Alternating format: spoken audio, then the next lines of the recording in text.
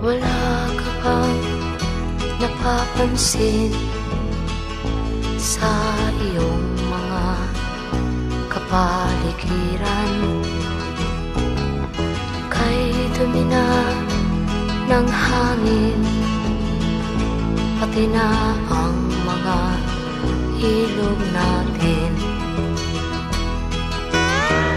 Hindi nga masamang pag-unlad at malayo-layo na rin ang ating narating.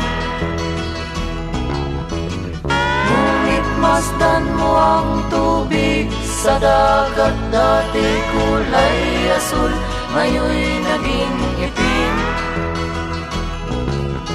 Ang mga duming ating ikinalat sa hangin, sa langit, huwag na nating paabutin.